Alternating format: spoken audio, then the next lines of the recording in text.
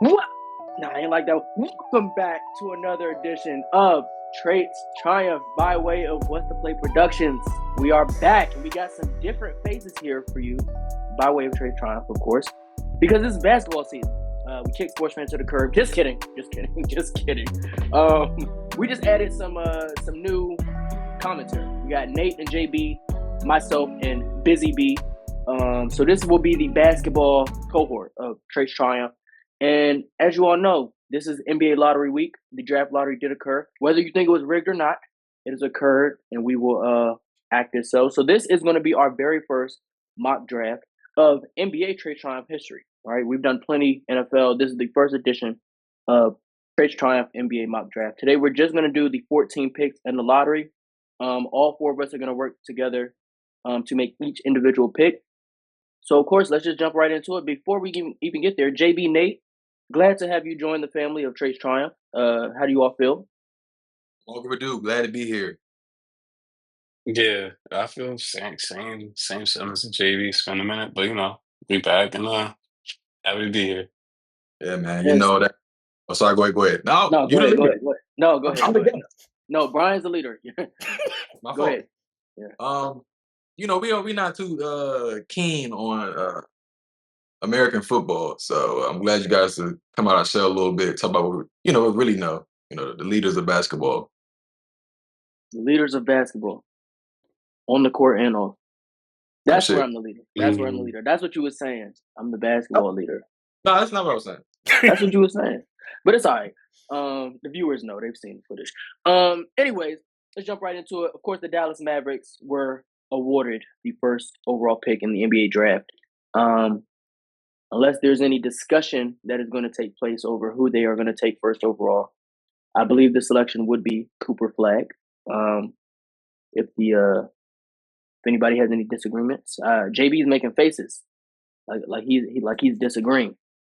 Your mic is muted. You can talk, man. You don't need permission to talk. Hey, go ahead. My fault. How do you guys feel about Cooper Flagg on this roster that's currently constructed? On the Mavericks roster?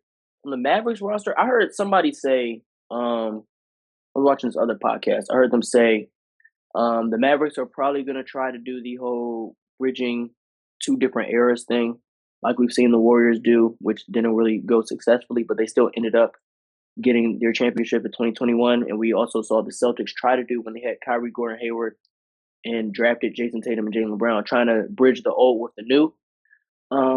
And if you're the Mavericks, it's very rare that you go from playing, well, not very rare these days, but in the past, it's very rare that you go from playing to first overall pick. And so if this was like a lesser known or lesser caliber type of prospect, I could understand the decision of trying to pick another player or maybe even trading the pick altogether. But Cooper Flagg is somebody who is supposed to be able to alter the trajectory of a franchise, be the face of a franchise for 10 to 15 years.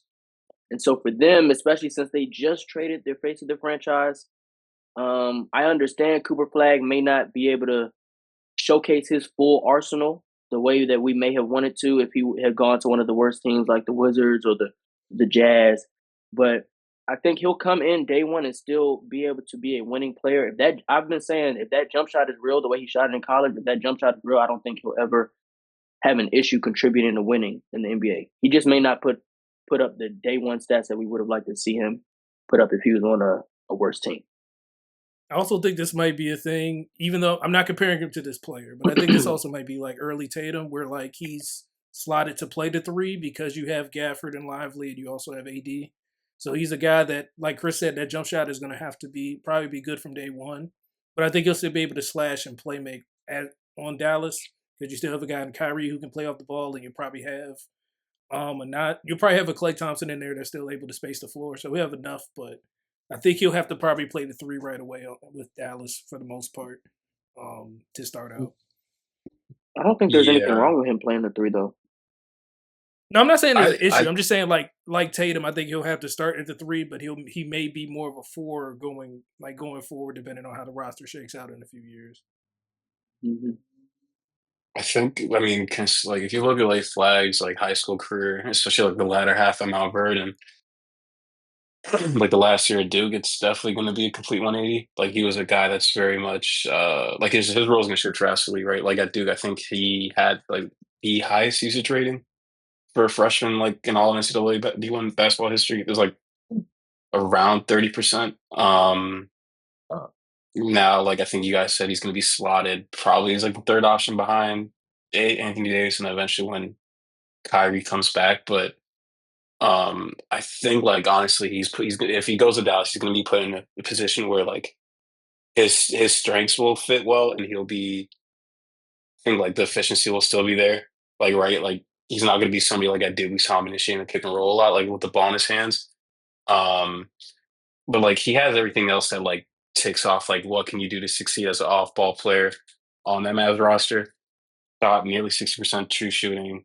Like he still had a two, I think his like assist to turnover ratio was like a two and then like 2.0, like flat. Um but like he even like as a ball handler at Duke and even at Mount Vernon when he had the ball in his hands a lot, he still was very proficient in that short roll. Um I think he's going to be well. Like we're going to see him like spot up on the perimeter, cut to the basket, roll and score in transition. He's proficient in like pairing him, and like you saw with like Khan at Duke and Derek Queen at Mount Verde. Like he's just I think he slots well. I'm really interested to see like how that especially him and Kyrie. Like he's really good at processing the game, really well. So I'm just envisioning like that short pick and roll. I'm not saying it's going to be like Steph and Draymond esque because again, that's two different completely players, but I think you're going to see that dynamic where, um, again, with his like processing ability, he's going to be able to Dallas has a team that they have shooters on the roster, they have vertical threats in Gafford and Lively. I think it's a good fit for him. It's a really good fit to start his NBA career. I also just want to add before JB goes, um, when it comes to him at the three in Dallas, Nate had mentioned his usage rate, right? I feel like the first few months is where a lot of rookies tend to struggle, especially when they first get to the league. The first few months, first 3 to 5 months of their career, his usage, of course, is going to drop because they're going to play through Anthony Davis. But Kyrie is probably not going to be there for those first 3 to 5 months, which would be his initial, adjustment period. I would have been a little more concerned about him adjusting to the league with Kyrie and AD there because I don't know if he would have exactly known where he was to fit in outside of just being in his role, slashing, cutting off, and then being able to spot up and shoot. But now Kyrie's not there. His usage, of course, is not going to be what it was in college. But I do think he'll have some ball handling responsibilities because you look at the Mavericks right now, there's no real lead guard aside from Kyrie, and Kyrie's not there. He'll be able to, of course, still catch and shoot, play his role, slashing whoever has the ball. Him and AD could have a nice little two-man game. So I think the first few months before Kyrie gets there, he can really get his feet wet, really figure out who he is as an NBA player. And if he's doing his thing, I don't think Kyrie's the type of player at this point in his career where he's going to come back and try to stifle the rookie's development, right? If Kyrie is in and Cooper Flagg is getting his game off, Kyrie is the type of player who has played off ball to some of the best ball handlers in the league. I think if he sees that Cooper Flagg has the ability to turn into one of those type of players who he can just play off ball to Cooper Flagg, I think Kyrie will be conscious enough to work his way back, especially since he's coming off a torn ACL. He probably don't need to be doing that much anyway up until the playoffs. Work his way back, ramp his way up, and play off of Cooper Flagg and Anthony Davis. I'm not saying Kyrie's going to be the third option because it's Kyrie Irving, but I think he'll be able to get in where he fits in once he returns from injury to the point where he's not making Cooper necessarily take a back seat. I kind of agree with you. I just think the only thing is like even though he's a high usage player in college and like nearly like 40% of his possessions were just like pick and rolls, like post ups, like stuff where he's initiating the offense. I think like, and again, I think we've all talked about this like us before even recording this, like the loss of, or him going to the Mavs, like the trade off versus him going to rebuilding team is like it would accelerate his offensive development, right? To be like an engine in the NBA. The Mavs are on the timeline where it's like even when Kyrie comes back and like he has to ramp up, it's still like I mean, Nico Harrison has claimed this for the longest. It's a win now. It's a win now, right? they're going to be gunning for a championship because at the bare minimum, like even if Coop has any offensive struggles, like defensively what he's going to give that Mavs team. Like they're going to be able to roll out lineups because of his versatility of like him, a mixture like 3 out of the 4 of like him, Gafford, AD, and Lively. I think like I do agree with you. Like early on in the season, like with I don't think any of us expect Kyrie to be available when the season tips off. Like he'll be able to like work through his mistakes, but I think come like when Kyrie comes back, he'll take that backseat. But he has a skill set to adjust. Like he'll be fine.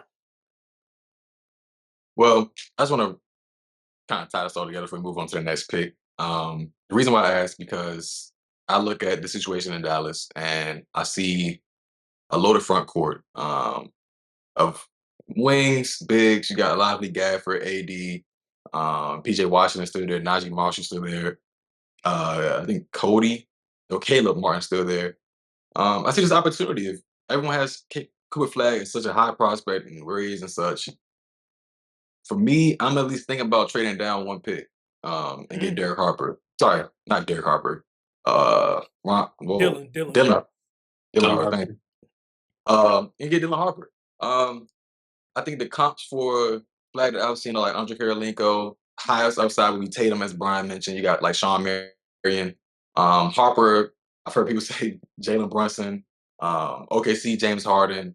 Players of that nature. I feel as though, as Christian mentioned, talking about Kyrie Irving, he's going to be out for a while. Kyrie has always been one to spread knowledge of the game. I see him being able to be in position to mentor a point guard for that first half of the season till he comes back. And when he comes back, so like, we'll go back to what's been the bread and butter for last year. She got Klay Thompson, she got Max Christie in that backcourt as well. I think Spencer Dinwiddie's going to be a free agent this year, so that I feel that opens up space for a point guard. I think it'd be hard to find a point guard that can start for them and keep them competitive and then be able to go back to the bench once Kyrie returns to like no real, without having much friction. I think Dylan Harper, I think he's just labeled at 6'4", I believe, but he can still play it 2 a little bit. So that's something I just thought of. The Spurs, they'll probably be good for the next few years or so. But I think they have Atlanta's pick next year. I said, okay, you can trade it back. You can get either the 14th pick or Atlanta's pick next year just to move back a spot, knowing that your pick cover is pretty dull after trading everyone to, contend for a championship with Luka. You get some of that back, recoup some of those picks, and you still end up pretty well, I would think. But I still think Flagg is a good option. If you want to move on with Flagg, I'm okay with that. The potential with him and Lively in the front court just is definitely enticing. But I just want to put that out there for you guys. See what you guys thought about it. No, I like the idea, JB, but I think with the upside that you see in Flagg, especially with him being able to create offensively, I think there's enough of a gap because he's 6'9". There's enough of an upside with him where you can prefer him over the 6'4" lead guard. I don't think he's 6'9", buddy. But he is 225. I thought he was 220. 225. 6'8", 225, man. That's I think what Brian was getting to is I think when it comes to the draft, yes, these players could be similar currently or similar in certain situations. But I do feel like Cooper Flagg, as a prospect, just appears to have higher upside. Of course, this could be wrong down the line. Shay's class, he was what, the 8th, 9th pick? What was it, Brian? Shai Gilgeous? Shai was 11, I think. He was either 11 or 12. Yeah. And so I don't think anybody would thought he had the highest upside in his class. But Shai ended up becoming the best player out of his class. So anybody could be wrong. But I think when it comes to making that first overall pick, Cooper Flagg just comes off as a sure thing as a prospect and comes off as somebody who is going to have the superstar level upside. Dylan Harper, I think I said in the group chat, I think he lands somewhere between a Kobe White and a Shai. I don't know exactly where exactly he lands there, but I think he lands in that realm. And so I think if Dylan Harper is landing in that realm, I think he'll still be an all-star level player. I just am not too confident on the superstar level. Go ahead. I know we got to talk about the draft, but like the one thing for me is like Dylan Harper. If we talk, and I mentioned this in our group chat as well, if we're talking about just like all these prospects' offensive games, I think the one that has the least amount of, and this is no discredit to Cooper. This is Cooper coming off an incredible like freshman year campaign at Duke. I still think Dylan Harper's game, especially at his position, has the least amount of questions in terms of offensive abilities compared to everybody else. Like the one thing for him is like it's his shot. That's the one thing. Like, and it's not he's not even a bad shooter, but it's like if he's hitting consistently, there's no hole in his game offensively. I Like agree. he's to me, he does everything well in terms of, like he gets to the basket. He's able to create separation consistently a lot without the pick. He's shifty. His deceleration game is good. He's honestly he's elite. Like to me, his floor to me is like at worst Mike Conley. But I think now that's like at worst. But in my life, I think his floor is honestly a Cade Cunningham. Like his floor is Cade. To me, like his ceiling is like Jalen Brunson or James Harden. To me, he's really like Jalen Brunson in Cade's body or James Harden's body. Oh, all these left-handed players. Come on, Nate. Push past that. Push past the left-handed.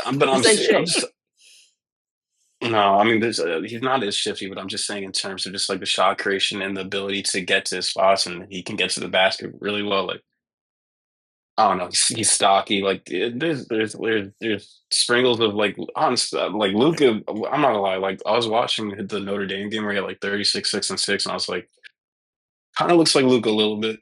Just in terms of how he was like getting to spots, like stopping on a dime, his footwork.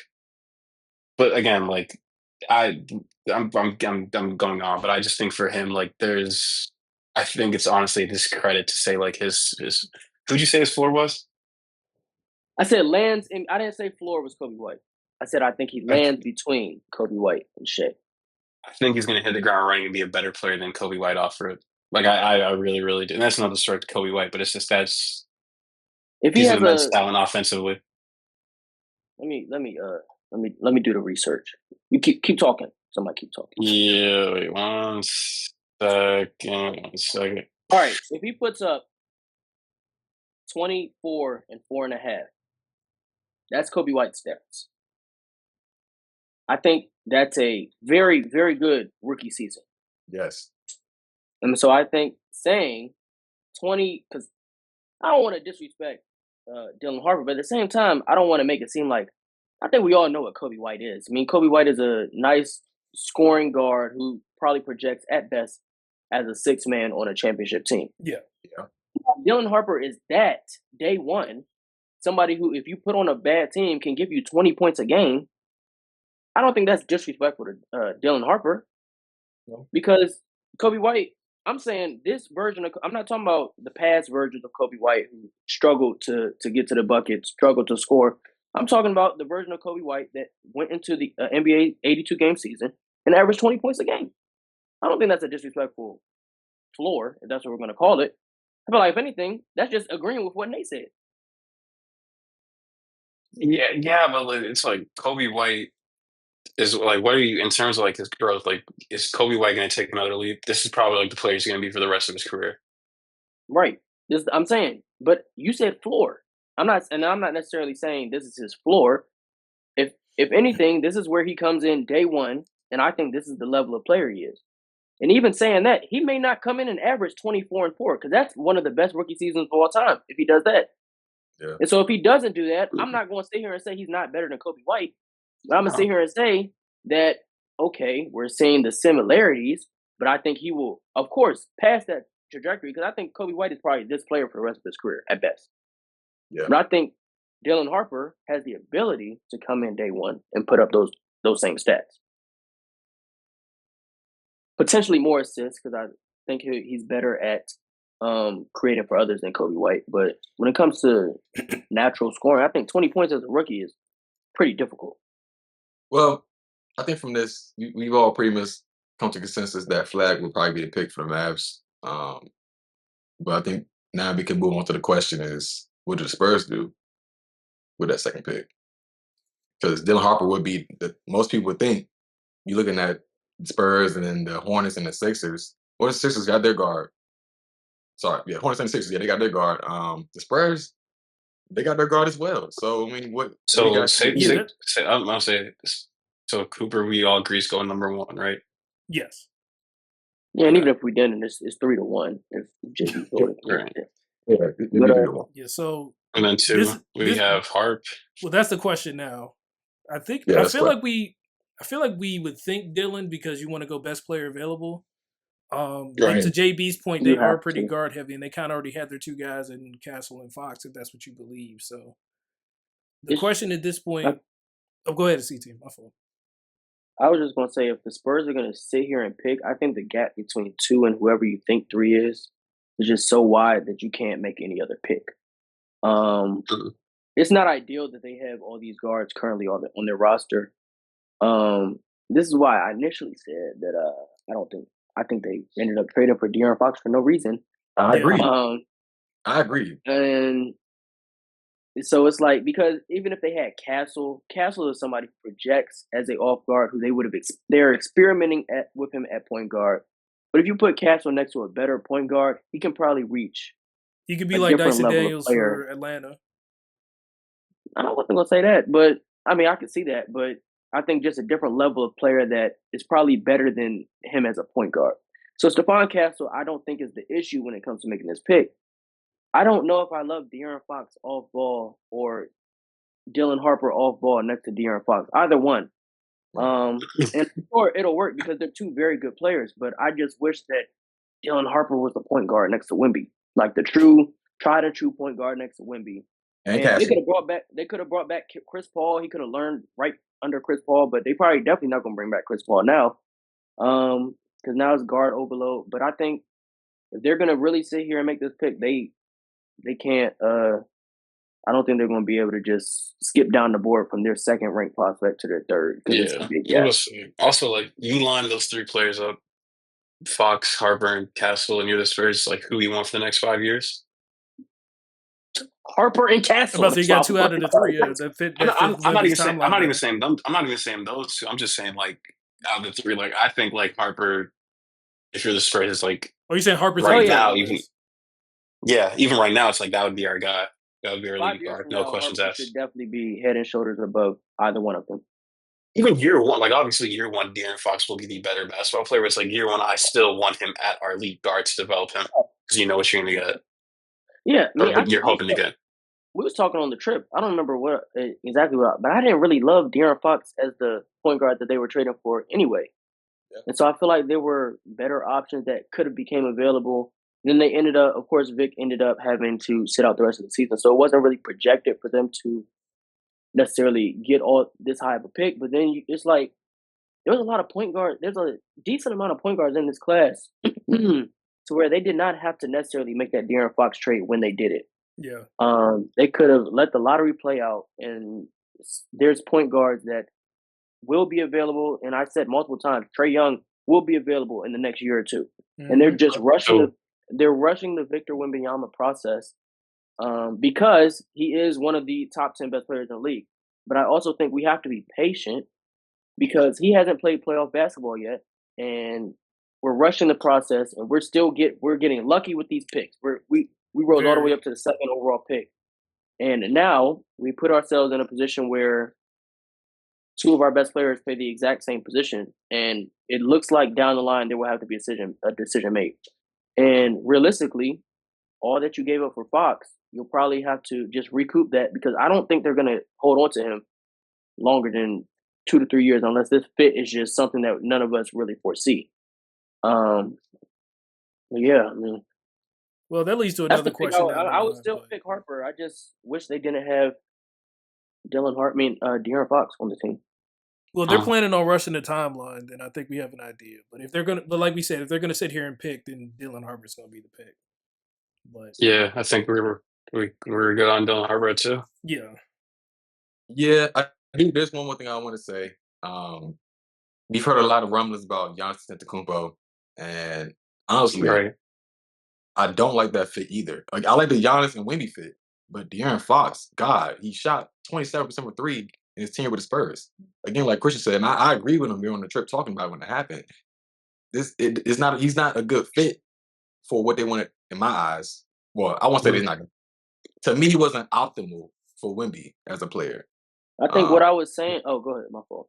Yeah. I feel like Wemby was optimal for Fox, but it wasn't the other way around. Like, you can't really build. It takes a specific type of big to build around Thank like Fox. So now I just feel like they're stuck. Even if you get Giannis, that's still clunky. So unless they trade Fox, maybe. I don't know, maybe for KD or something like that. I don't think they're going to do it this offseason. I think the whole thing with the Fox trade, and this isn't a just we're trying to stay focused on the draft, but I think the whole thing with the Fox trade, and my whole point is when they made it was, I think, like JB kind of said, Fox doesn't really put you to the level that they thought they was at. I think Wemby as a whole is that championship level player. I don't think Fox is necessarily the number 2 that they needed at the time for this season or for the next few seasons. My whole thing is there were better options that I feel like would have been on the table in the future. And I think they would just, somebody want to play for us? All right, bet. I think that's what the whole thing was. And I get it because San Antonio isn't the largest market. So for somebody to be like, all right, this is an all-star level player. I want out and I want to go to the Spurs. It's like you almost got to make a deal. But at the same time, patience can sometimes be a beautiful thing. And they would have just been able to hold those assets, and they could have put those assets towards something different. And they still would have been able to, by the way it looks, they still would have been in the same realm where they could have still had Dylan Harper, Castle, Vassell, whoever else, Wemby. And then those assets that you used for Fox could have been pushed somewhere else, and you could have had a more ideal put together roster day one. But we can move on to the Sixers. All right. I think this is where it's not as straightforward. I agree. We talk about the Sixers. I don't know. There's needs at the guard spot, I think, in terms of depth, like in terms of their one true lead guard right now. They have Tyrese Maxey. Joel Embiid's health. This is a question. They don't really have a true 4, right? I think at times they'll play smaller. Yeah. They may insert some threes. But yeah, I mean, that takes into consideration. I'll say this in terms of like the 76ers, if I'll pose this question to you, if you're doing like BPA, right, like best player available, who do you think the Sixers take? I'm not saying like we had to make that selection, but I'm just saying keeping that in mind, considering that they do have holes throughout the roster. This is a team that has like promise of a young core, and McCain and Maxey. I would like throw Quinn Grimes in that mix too.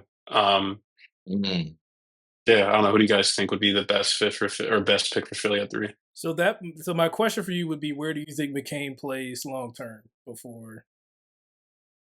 I don't think he fully develops to like a lead or a guard that has ball in his hands primarily. I think you call his number. I think he showed flashes of it where off the pick and roll, he did a pretty good job processing, especially just like making the right play, whether to go to like spots and like pull it for a shot or honestly, like read how the pick or the guy basically reading like how the defense react when he's coming off screens. I think there was flashes there. I don't think he's going to be a guy though where he's a heavy pick and roll player.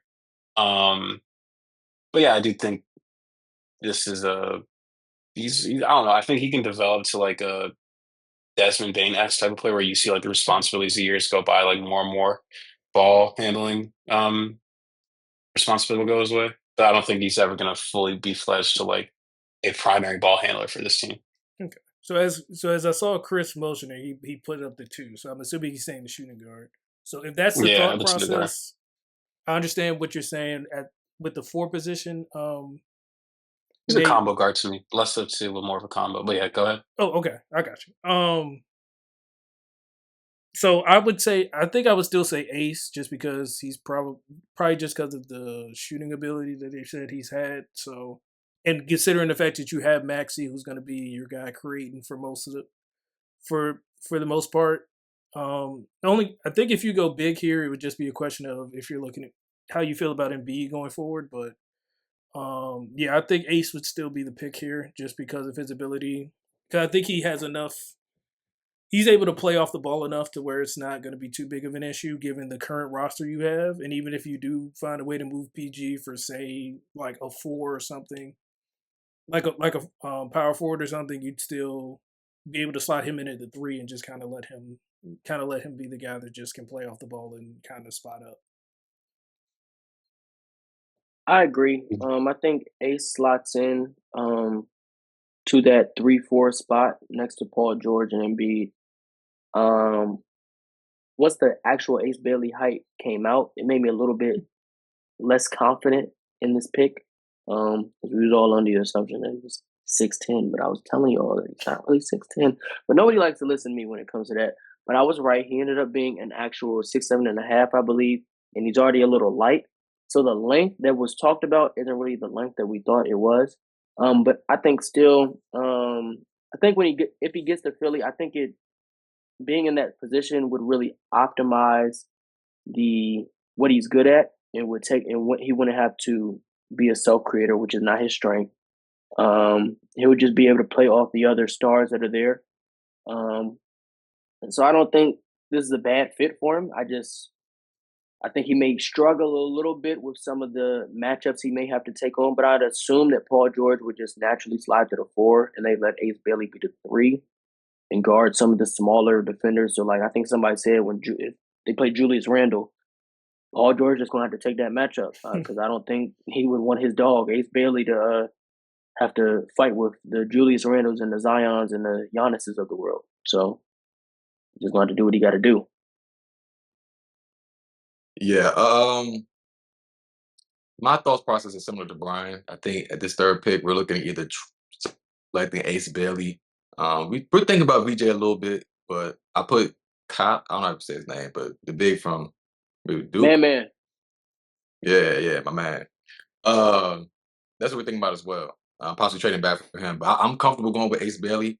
I like that he is compared to Paul George at times. We can use that to our advantage in terms of having Paul George, similar to how I said with Kyrie Irving. What's the word? Mentor him.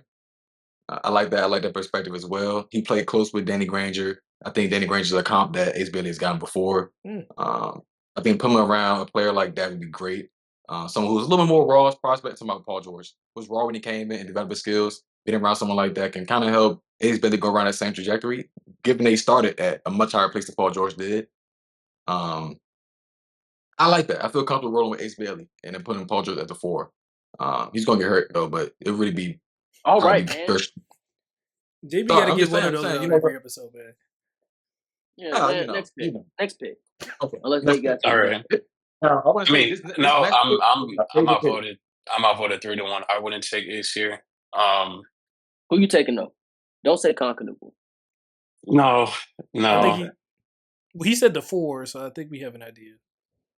I would honestly, I feel like my approach at this point is like, hey, we don't know like what the draft looks like, and then like even like the next, as we talk about, like first, like in theory, Milwaukee could be the second pick as soon as like the next couple of days, depending what Giannis is pushing for and what the Spurs feel about that.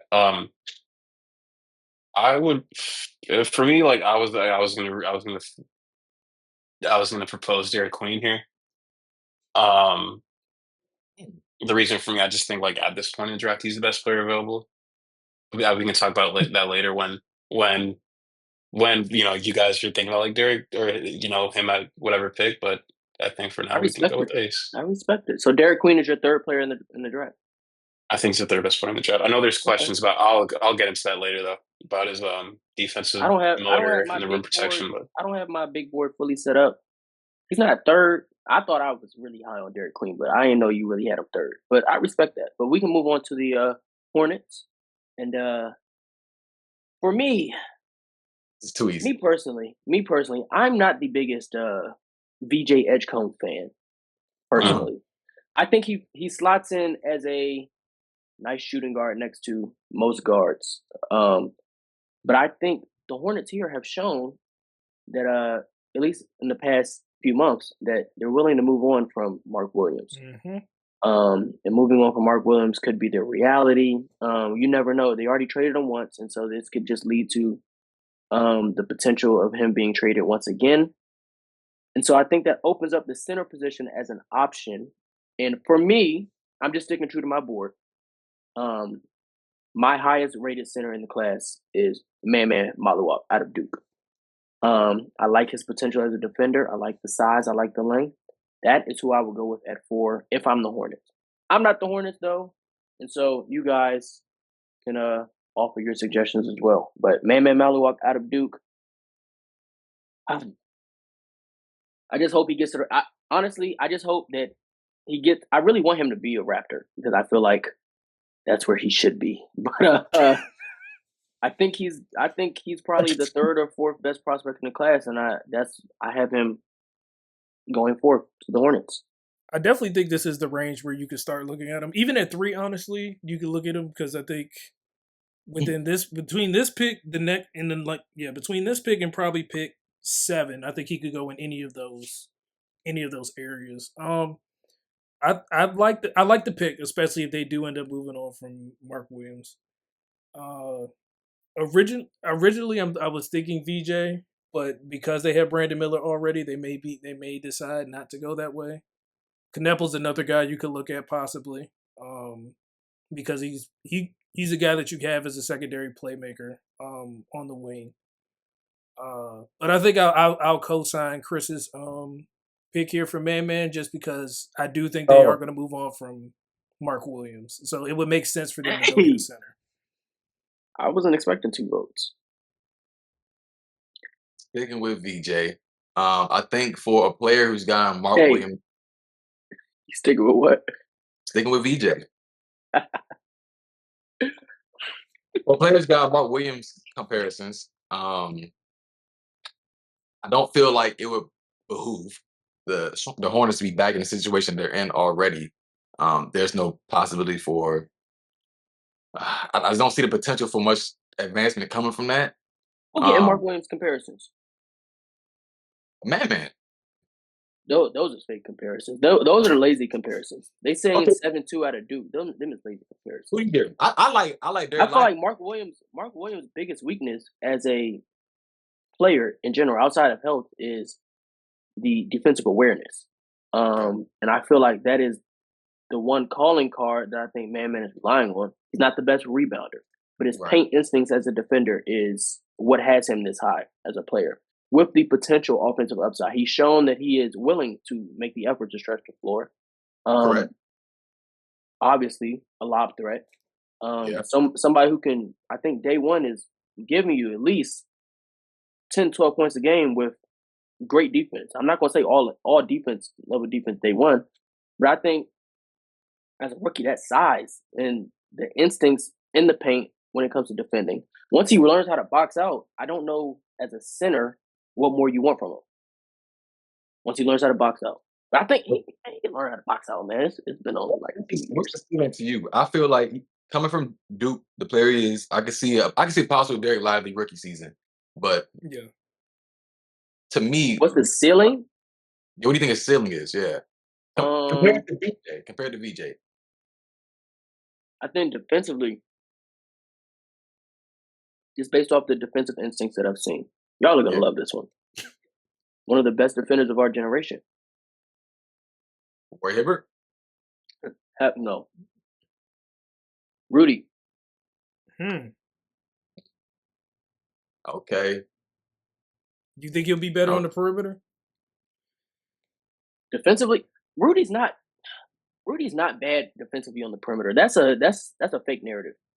No, I'm not even a Gobert fan, but he just be getting cooked. He's not a bad defender on the perimeter.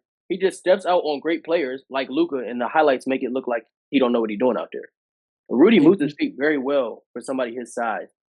And so, but at the same time, I think Man will be able to do similar things. So, yeah.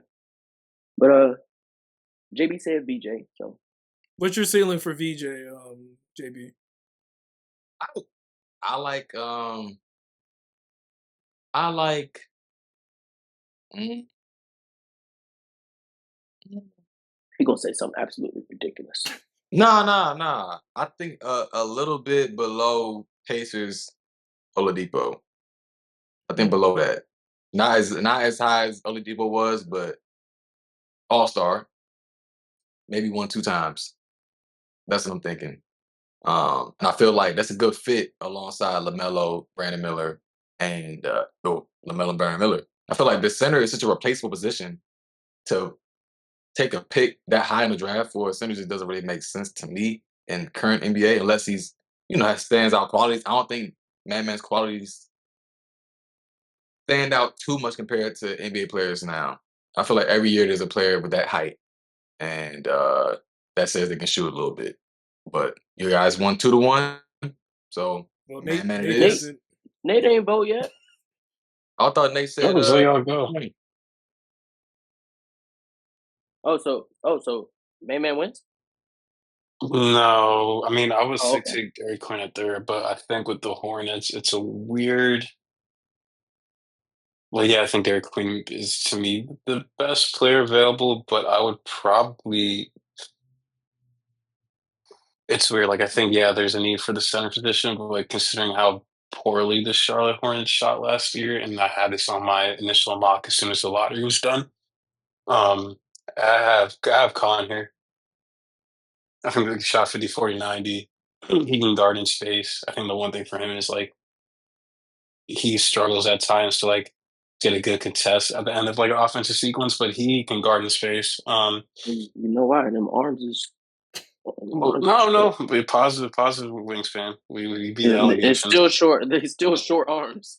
We beat the allegations. Positive wingspan by half an inch. It don't even look like a positive wingspan. It's a positive wingspan because he got a big chest.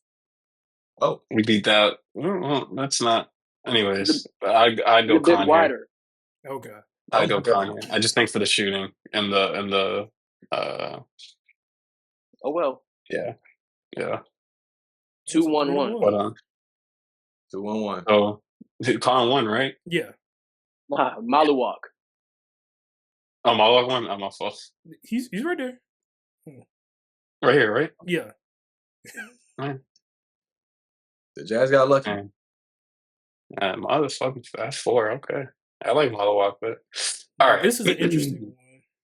I think the question is, what do you do with? Is Danny Ainge gonna move people? That's the real question. Is Kessler getting moved? Is Markkanen getting moved? All those type of questions.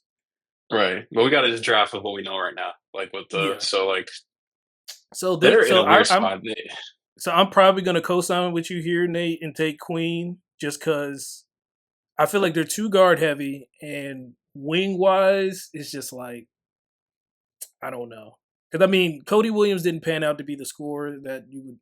I mean, I know it's his first season, but he didn't seem to pan out to be the wing that you want.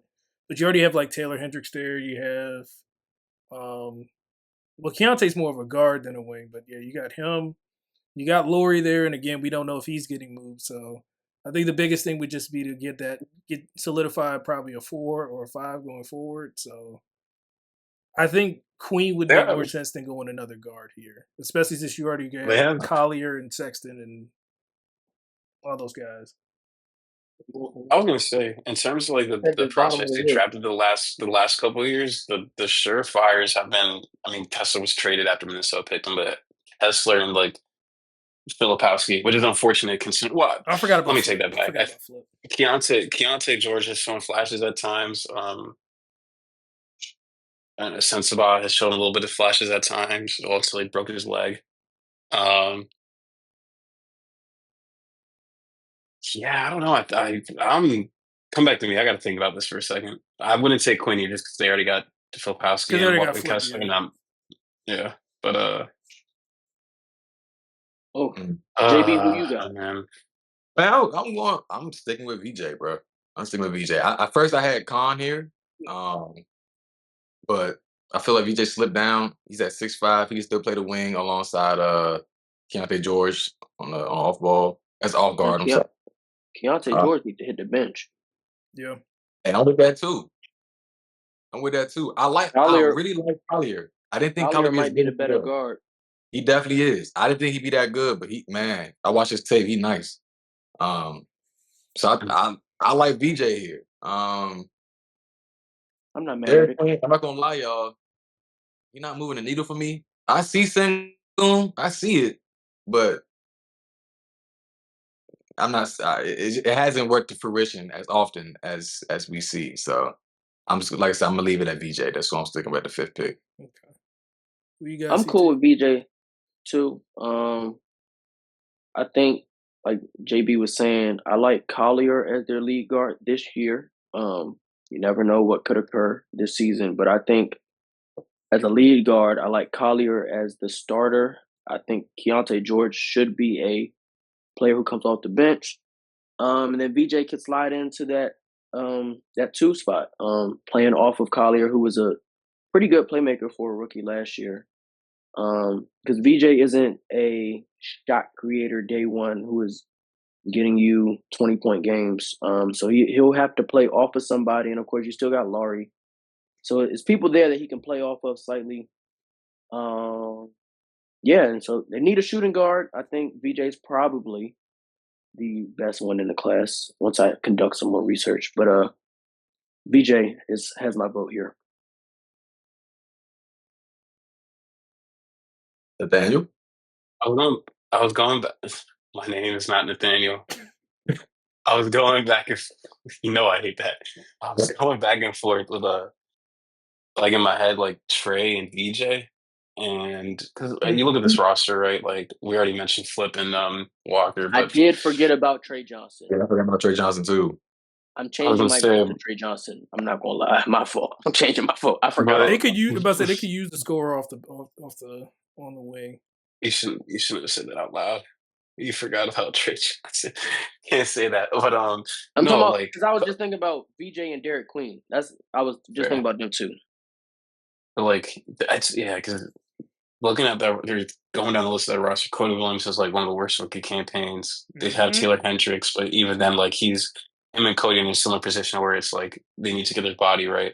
Yeah. And when I look at Trey Johnson, like that's not the fear, but like that's probably the thing for him too. Is like there's questions defensively. I think the defensive like woes for him are a little overblown. Like he actually has a surprisingly low like opponent field goal percentage in the latter half of the college basketball season.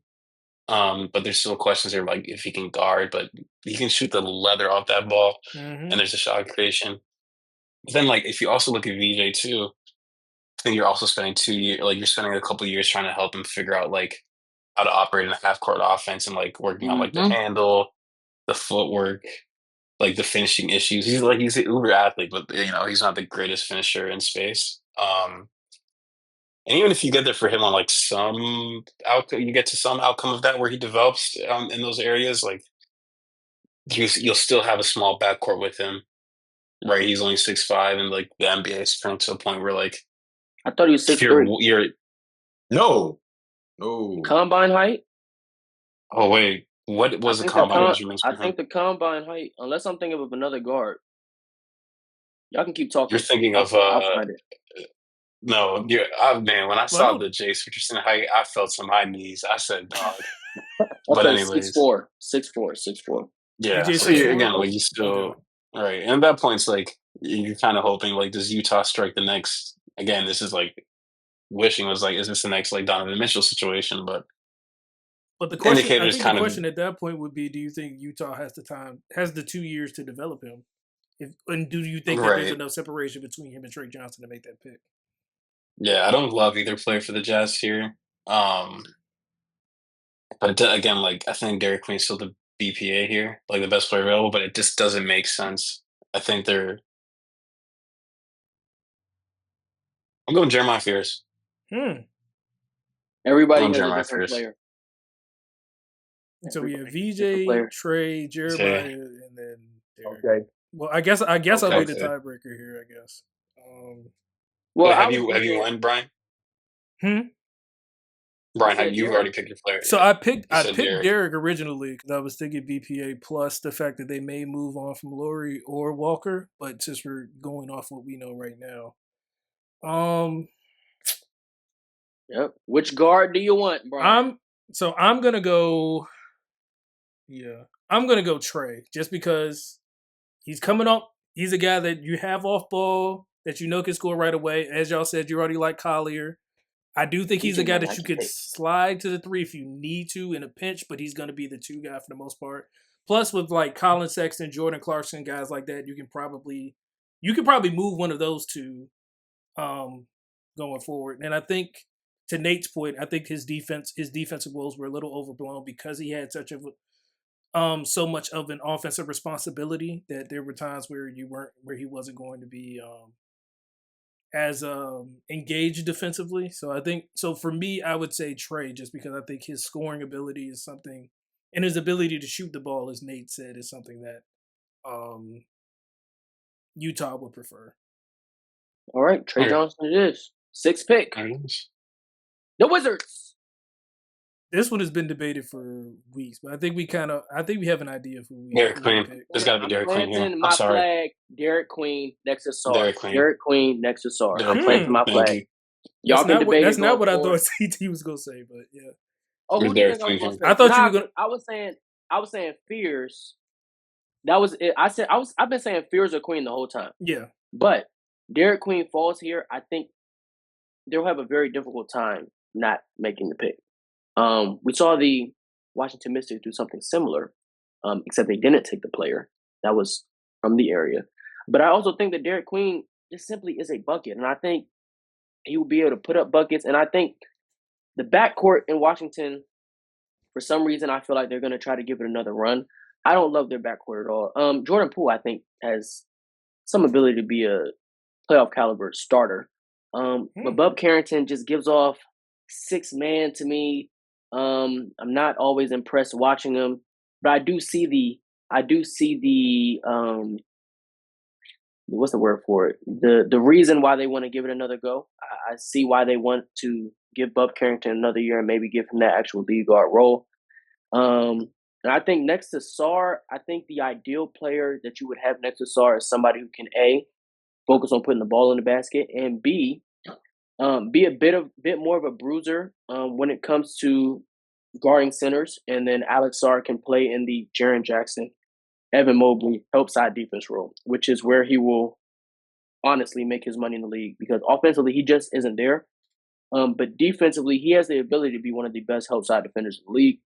And if he has a big body bruising center who can also space the floor, try to space the floor, because Derek Queen isn't there spacing yet, who isn't clogging up the paint, I think that's a good fit next to Alex Sarr, who is your number 2 pick. So I think that's what they should be focused on, optimizing their number 2 pick, because that's the best asset they've had in recent memory. Jalen? I mean, I'm always for the Wizards getting hometown talent. I feel like from working within the Miami mental organization, that's what we need.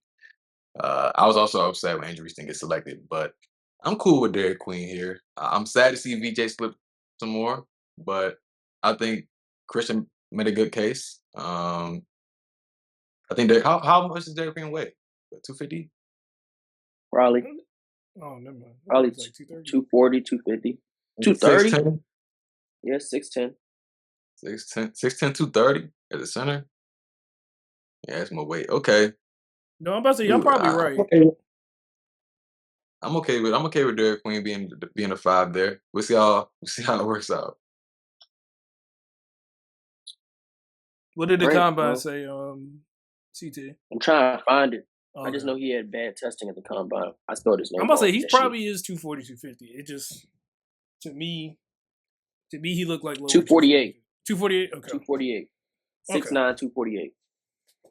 Okay. So Derek Queen is the pick for Washington here at 6. 7. Oh, my sheets keep New closing. Orleans Pelicans at 7. Now this is going to be interesting. Yeah, what y'all want to give them? They need a lot. I think Yves Missy might be their center for the next couple of years, and there's honestly not really a center I would take this early. After Man and Queen are off the board.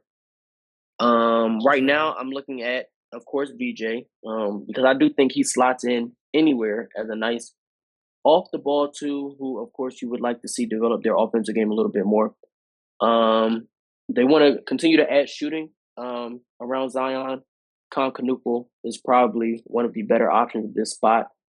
Maybe a little early for some people, not too early for Nate, but maybe a little early for some people just because of the lack of defensive upside. I don't want to say defensive limitations, but I just don't think there's much defensive upside there when it comes to Concanupal. But I think as a off the ball piece next to Zion, I think this is the type of player that you want who can create off the dribble while also being able to catch and shoot when given the opportunity. So that is who has my vote currently is Concanupal. Yeah, so going forward, we know, like you said, Mitzi's is probably going to be the center. We know Zion's going to be there if he doesn't get traded. And we know that Herb and Trey are probably going to be both going to be your wings, and then you're most likely to have Deontay.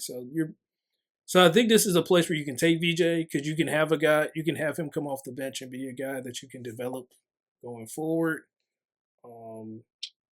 Where he slots in a few years from now, I'm not completely sure, especially given the 5 guys we just named, because I don't think you see him as a lead guard. So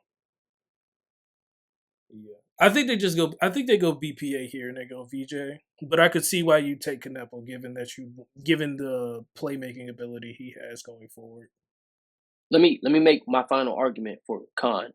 If it's between Khan and VJ, I will say that Khan, when you look at the roster, the players that you envision being on the roster long term, which is, I'm assuming Zion, but you really never know. Yeah. And then Herb, Trey Murphy. I think those are the 3. You assume that Ease Missy is going to get another year to be the starting center because he looked pretty decent last year. I think when you compare VJ's fit with those players versus Khan's fit next to those players, I don't love VJ's fit next to a Herb Jones or next to a Zion. Because I feel like the VJ Herb Jones thing, I don't want to say it's redundant, but I feel like they're filling the same role on the floor. And then VJ just smaller. So he really, when it matters, I don't think he's going to be on the floor over a Herb Jones. I think Concanupal, I'm not saying he's going to be on the floor over a Herb Jones, but you can see lineups where Zion's at the small ball 5, slide Trey up to the 4, Herb up to the 3, I think, or Herb stay at the 2, and then Concanupal slide into the 3. He adds that shooting element that VJ Edgecombe just is not bringing immediately, right? And that is really what they need. They need, because their best lineups are often with Zion at the small ball 5. They just need people who are able to play around him when he is fulfilling that small ball 5 occupation, of course, rebounding, playing defense. And he is often the lead creator on that team. So I just think the fit with Concanupal is better on the Pelicans. And for me, I don't have VJ that much higher at all. I haven't really done all the work, but I don't know if I have VJ as a higher rated prospect than Concanupal. And that's solely because I think VJ may be a bit dependent on where he's going. I think Concanupal, you put him anywhere and he'll just at worst be the catch and shoot guy. Yeah. But I think with the Pelicans, he could be given a little bit more authority, be able to create a little bit more, be able to play off the catch, whether it's catch and shoot or dribble drive, whatever it is.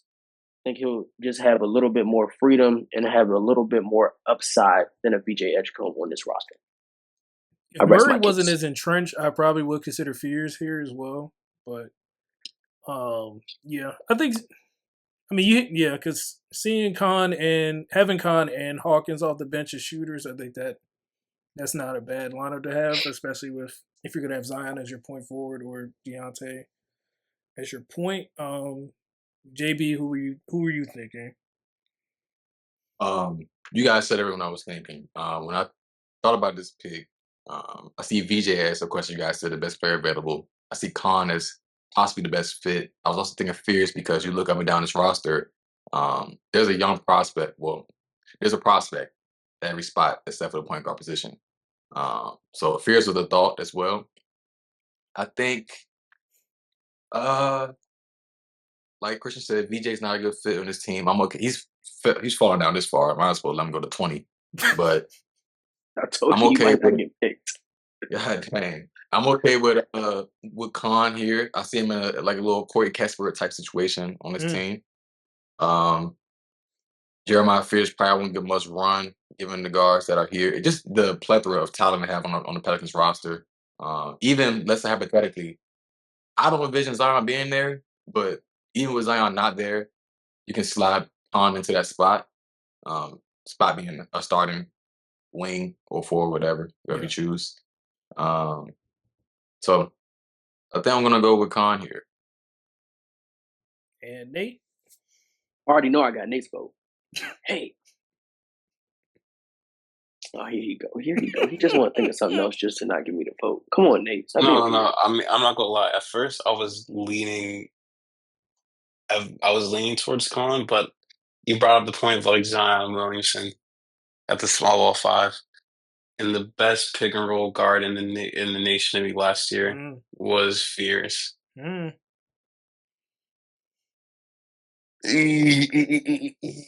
the Pelicans definitely have a hole to fill at that guard spot. I'm not mad at that.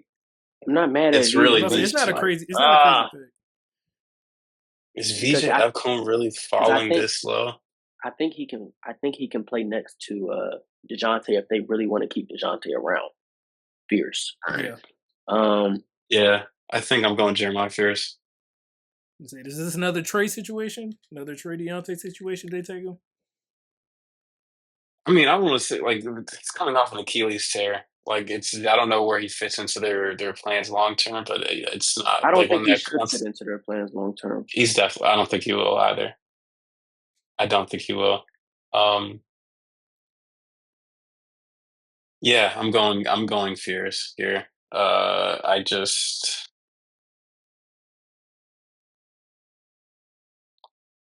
So where are we at right now? So it's 2-1-1. I'm gonna leave it at 2-1-1. So Con will be the pick here, but yeah, the only reason why only reason why I'm not too sure about Fears is just because I don't know how they feel about Deontay right now, and that's the only reason why I'm like they probably go wing, even though they don't. Unless JB changed his vote. Yeah. DeJounte, CJ McCollum, Jose Alvarado. Nah, CJ McCollum.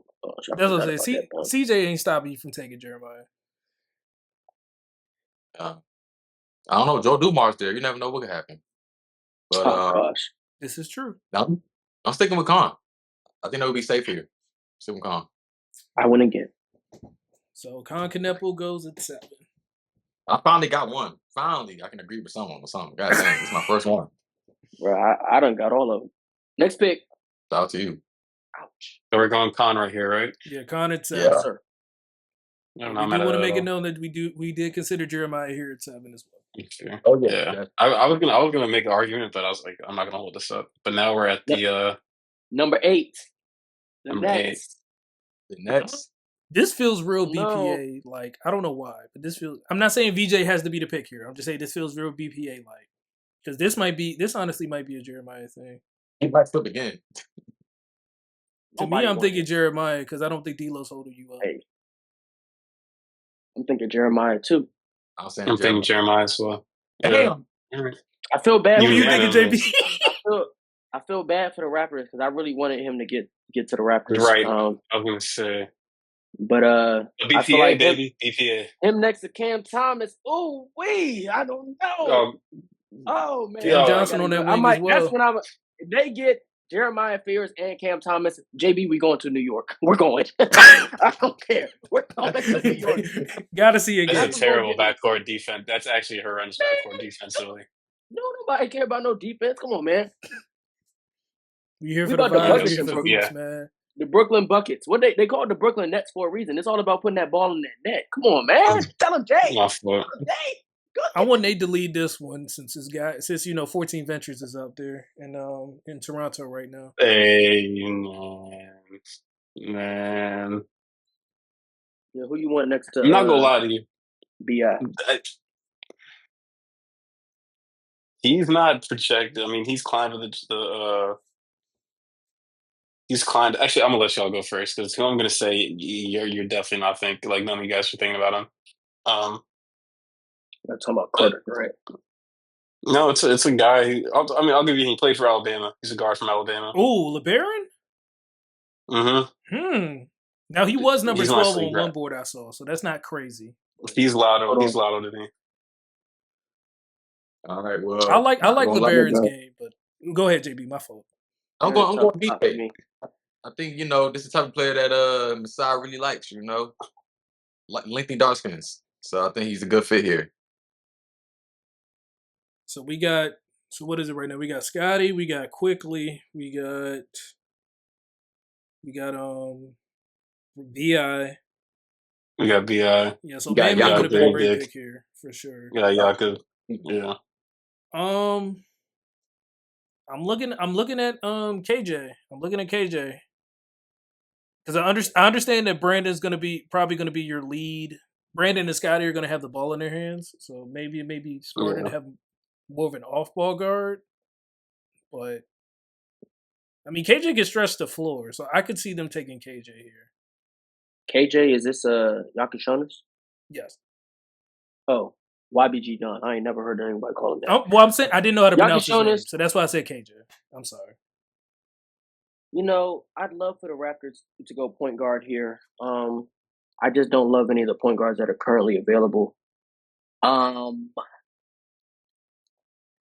So I think they may go best player available. I think VJ could slide in here to do something. Because I don't know if they're necessarily married to the idea of Quickly and or RJ Barrett as a part of their future. RJ Barrett was pretty decent last year though. But I also think you also add in the element of Brandon Ingram. You might want to add some defense to the backcourt somewhere. RJ Barrett and Quickly aren't awful defenders, but I think VJ Edgecombe could come in and add some defense that is probably needed in Toronto right now. So we can, I guess, stop the slide if necessary. Yeah. Because Nate said foul line. I said Illinois point guard. Well, go ahead, Nate. My fault. I was gonna say here's my argument for foul line. Right, this is a guy. He measured 6'3" at the combine, 6'6" wingspan. Defensive minded, like a guard that can like really play defense. Especially today, I saw like in the off the dribble doing drills. I think he ranked like top 5, top 10 at all the prospects. I think he's underrated as a shot maker. Yeah. To me, I just think like for him, at least a lot of the stuff defensively at the guard spot like jumps out. Like I think he's going to climb higher on these on the boards in the draft on the boards for sure. But honestly, it doesn't matter because I feel like I got uploaded anyway. So, but I mean, I say this to say like I think this is somebody like, and I think we'll talk about this like as we get closer and closer to draft. This is a guy who I really think will be flirting with like the lottery come draft night. I like the idea for sure. I think Fallon just didn't benefit from where he went to school. Exactly. Had to play, I don't want to say behind, but next to Sears. So the ball wasn't in his hand as much. So his Sears and stats Holloway by default don't look as well. Right.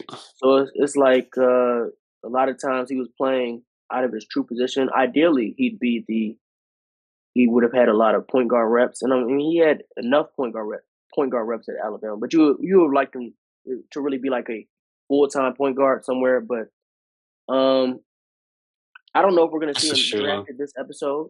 But I think ideally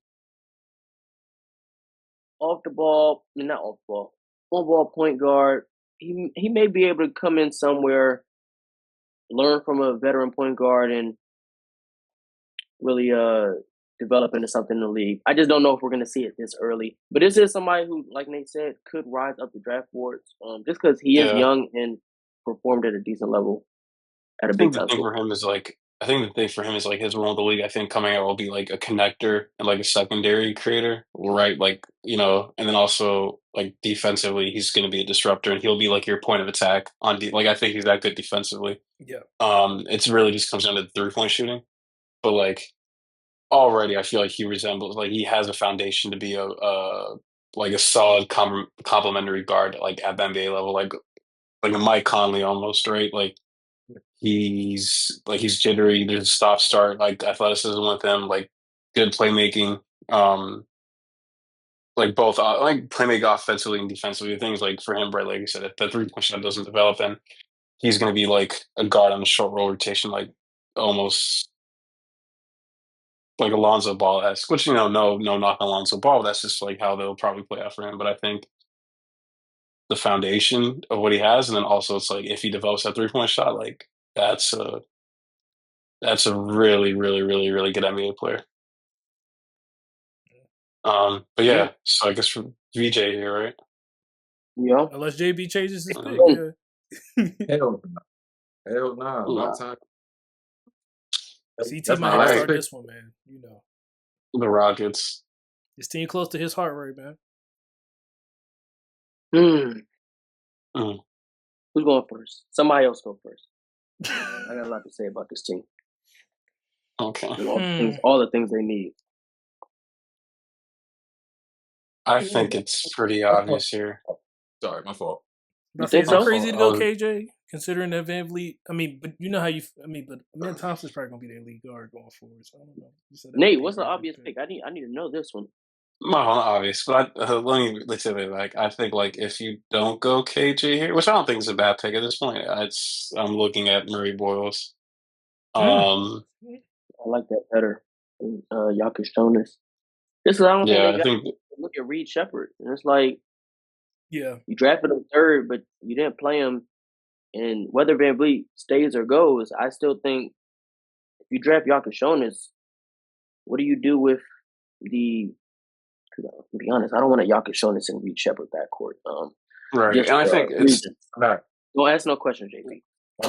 Yeah, I just think Murray Boyles adds a physical element that you saw that was much needed, and honestly took them to Game 7 with the Warriors. And I'm not saying he's going to fulfill the same role that Steven Adams did, but he could do it in a different manner, in which he could play next to a Şengün, and if a team goes with a regular size center, I guess, or a smaller center, Colin Murray-Boyles could guard the center if he has to, because Şengün just isn't the defensive center that you would like him to be.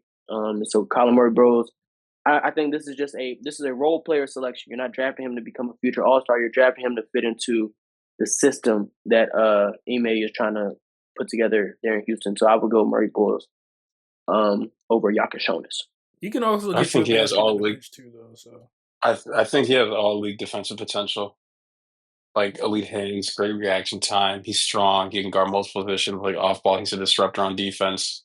Really, really, really, really. And this is like something I kind of noticed. Like when I was making like my big board, I was like watching back some of his like film. Like elite at recognizing when to jump the passing lane, but can guard like multiple positions. And then offensively, like Brian said, like he's shown flashes, like really good flashes, like ball handling. Especially like keeping control of the ball, like in traffic in tight spaces. There's pick and roll upside with him. The thing for him is like he's a non-thrower and as an outside shooter. That's really it. I think sometimes he like kind of force his hand trying to get a shot up, like whether it's on drives and post ups. And I think like at the next level, he could struggle to finish against taller shot blockers. But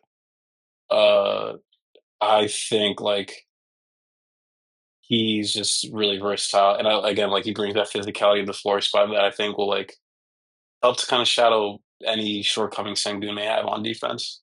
For me, I think it's clearly Boyles here. And I don't think a team like Houston drafts him. I don't think they're looking, like you mentioned, the offensive shortcomings because he's not a shooter at all. He is a bit, I guess, undersized for a typical 4. But I don't think a team like Houston is drafting him expecting or hoping for any type of offensive burst. I think they'll bring him in as a guy off the bench who can play in that dunker spot. He can catch the ball and dunk the ball. I know that for a fact. Yeah. Like you mentioned, he showed some flashes as a creator. But I think you bring him in just for the physicality and the defensive ability. Like you said, you see all-world defense. I don't know if I see all-world, all-league defense. But I do see a very good said all-league, not all-world. Yeah. No, I mean, all-league, the same thing. But I think when it comes to Murray Boyles, I see a very solid connecting defender who can move his feet on the perimeter, play in the post, and use his strength to his advantage. And when it comes to a team like the Rockets, That is the exact thing that they need, and that's that exact thing that Ime Udoka preaches to his team. So I think that's the pick here. Jalen.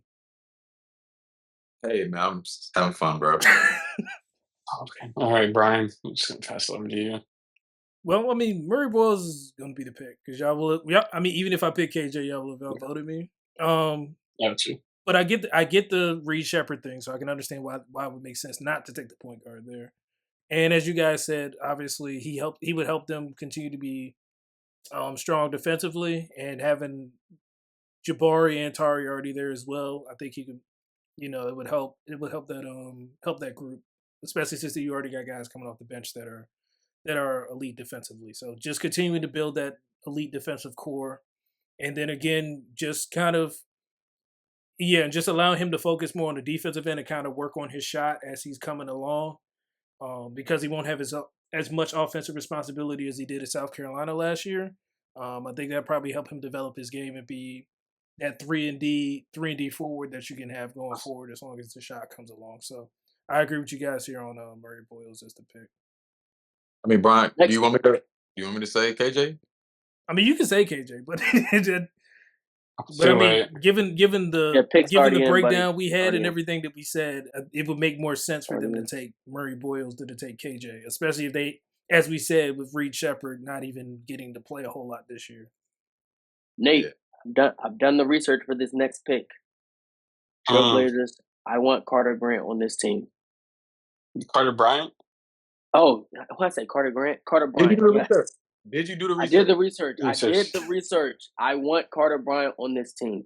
It's very tempting to go Yakashonis, but I'm falling too much for the Scoot Henderson experiment. And it doesn't look like they're gonna move Carter Simons, Bryant so. as a connector, as a shot maker, catch and shoot shot maker, somebody who is an athletic defender, rangy, lengthy, somebody who can just move around. This is a perfect plug and play player. I mean, I'm not gonna say he's gonna become an all-star, become a Mikal Bridges level player, but I think this is somebody who you can rely on to knock down shots and play defense. And I think the Trailblazers showed that last year. I'm going to say that they're ready to compete, but they can play competitive basketball.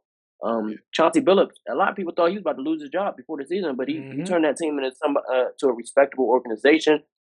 So it's not to say that they're ready to make the playoffs, but I think they're comfortable with just competing, and I think Carter Bryant can help them in their pursuit of competition. Yeah, I think I'll co-sign with you here because, I mean, again, guard-wise, I don't think Simons is getting moved. So you already have him entrenched. You got Scoot that you're going to keep giving time. Danny looks like he's improved as a player, and he looks like he's a guy that's going to be in their future. Center, I mean, there's really no bigs here that you're looking at and saying, like, maybe if they traded down, maybe you look at a Danny Wolf or somebody like that in the mid-teens to 20s, but at 11, I think you're probably either going guard or wing here with the players that are on the board. And yeah, I think having a guy having more of a catch and shoot guy would fit them perfectly, given what they already have, especially when you already have guys like Kamara and Shaden and other guys like that are already, kind of already in their role, so to speak. So yeah, just having a guy that can come in and kind of just be a catch and shoot guy probably fits this team as currently constructed. I agree.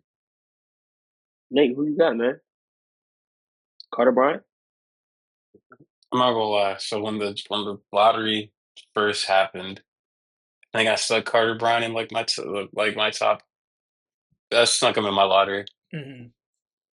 and then I became real with myself. I think like the upward climb on the boards for him is reasonable, makes sense. I don't think he's a lottery talent just yet, because the thing for him is like, if you drop in the lottery, you're banking on like, oh, the shot creation will get there.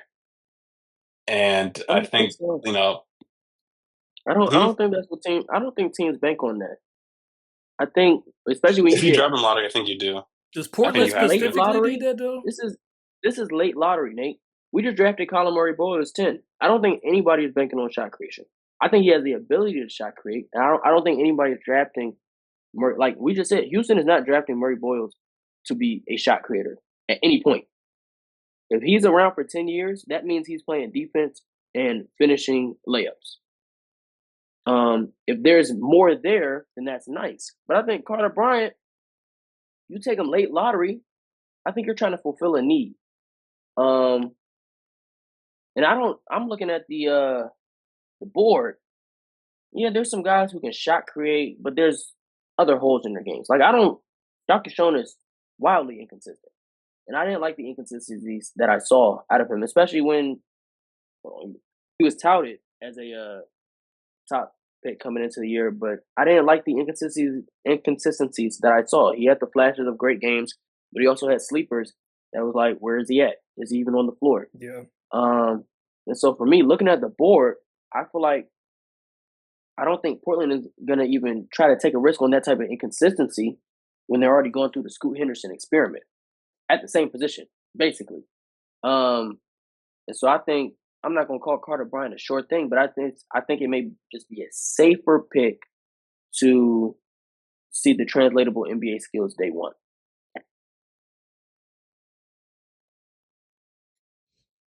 Also, I get your point about shot creation, Nate, but does Portland specifically really need that shot creation right now, given the amount of guys they have that can kind of already do that? I don't know. Like, it's weird. I think, like, you look at the last second half of the season, they went like 23-18. So I think the rebuild is like projecting upward. I think like Denny, Kamar, and like Klingon definitely showed growth.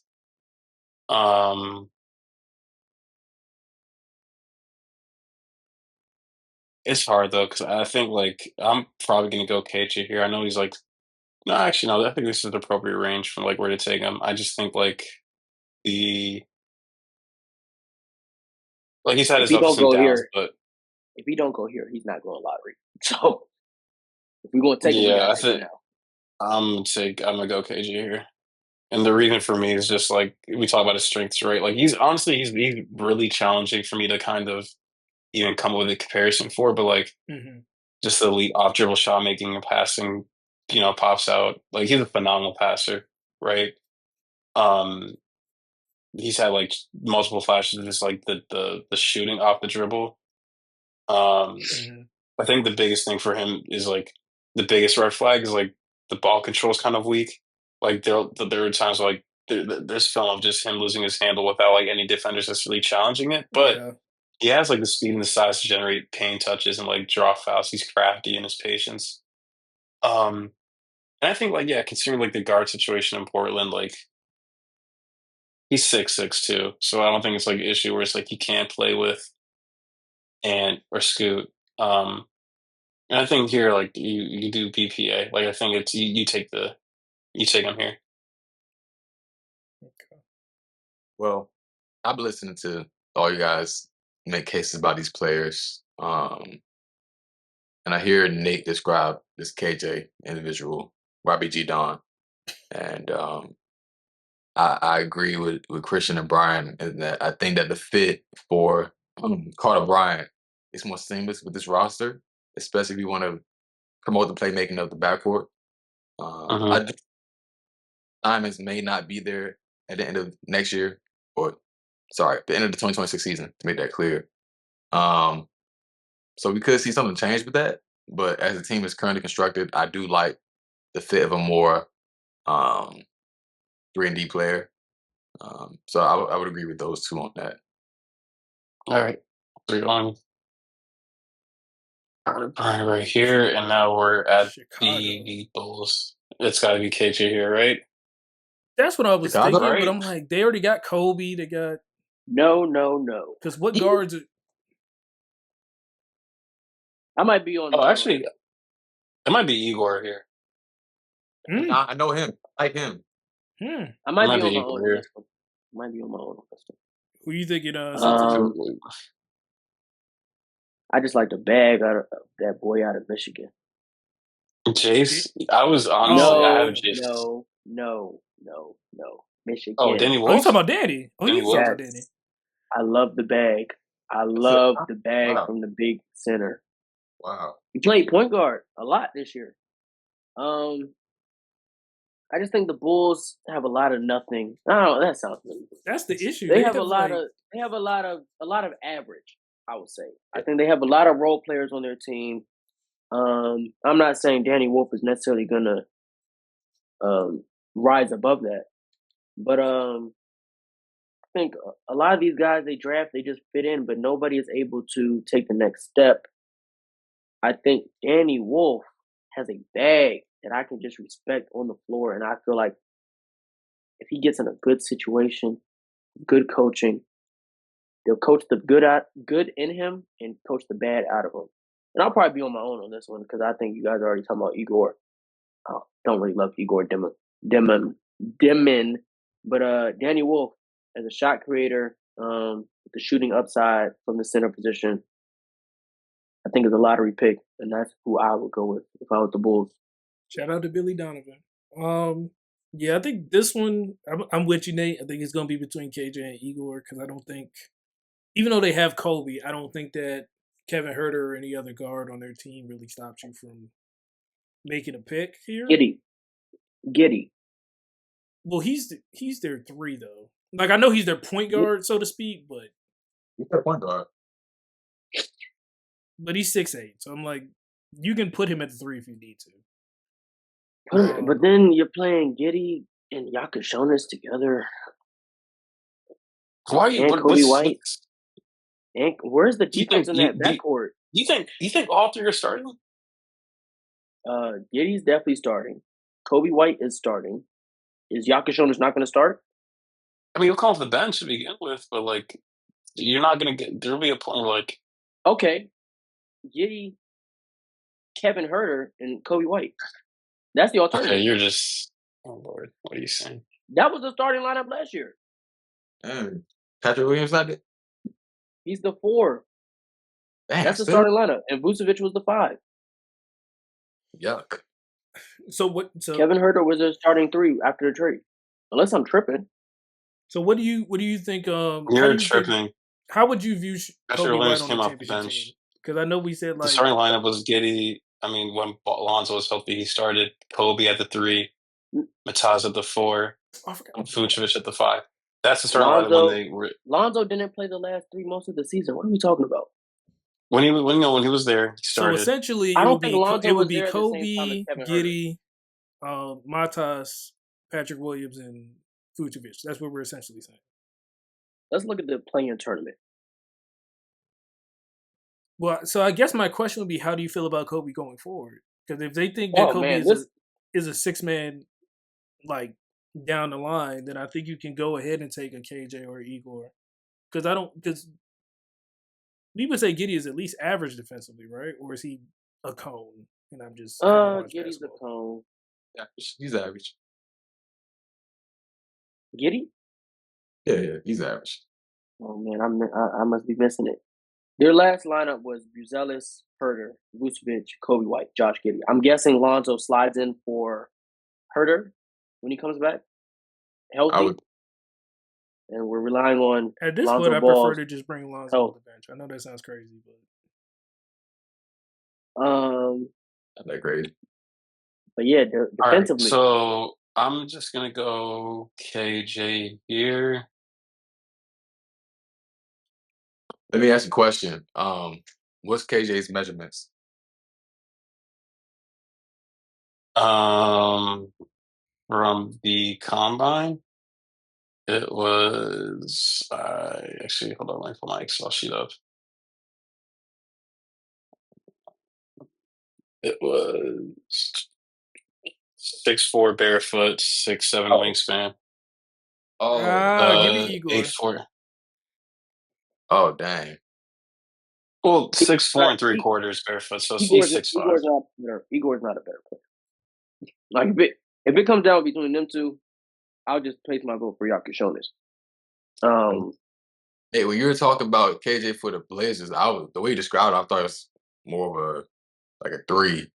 To me, it sounds like an entrenched as a 2. I was thinking KJ. Yakashonis is a point guard. I know. I'm talking about KJ. That's Yakashonis. He's a point guard. Oh, really? Oh, yeah. Yes. Two different niggas then. I mean, my fault. All right, Dang. come on, let's make this pick. What are we It doing? sounds like KJ's the pick here. We're going No. KJ. Go ahead. What do you think of JB before we My fault. continue? What are you thinking? Christian has piqued my interest. Danny Wolf. It's between them two for me. All right, you want? Oh boy, I'm about to break the glass ceiling for you. Danny Wolf. Do you know who Danny Wolf is? Yeah, I know he is. Yeah. Right, He's on my board. 7-footer, really 6'10". Here's the thing though, like Danny Wolf, like in Michigan looked great. He was a high player in Michigan. It's not going to happen in the league because he has an extremely high turnover rate, and his decision making is like reckless. I think like his flashes won't fully translate to the NBA. Like he's unique for his size, right? Like he's a skilled big man worth investing in, like in the late first round, not in the lottery. Late first round is crazy, Nate. I'd agree with that. I'm so serious. I'm so serious. I don't think you're Like yeah, like it's not crazy. I'm trying to think. Is there another big you can I see? lost my train of thought. I just lost my train of Sorber's thought. another big and Fleming, but I don't think they're. Yeah. I think you're taking Wolf before them two, though. It's just the turnover issue with him, and like I think like you need to surround him with like shot creators and shot makers in the league. If you want to use him as a high, he's not going to be a high usage guy in the league though. Like he's not going to be you're not going to have the ball in his hands like he did at Michigan. Yeah, the ball The turnover percentage is alarming. Like he had 57 assists this year, and he had 56 turnovers this year. As a big, again, obviously this is a guy who like dribbles the ball like on the perimeter, but still, like it's. So we don't think once he gets to the NBA that he will be honed into a particular role because no, he's not. Not everybody's fucking Jokic. I'm sorry. No, I didn't. Well, I ain't say Jokic. I didn't even say Nas Reed. I'm just saying. I know. He had all them because he's not a point guard. I said he played point guard because he had to. Michigan didn't have no guards. He was the only person who was bringing the ball up, and they believe could either get a bucket or create something else for somebody else.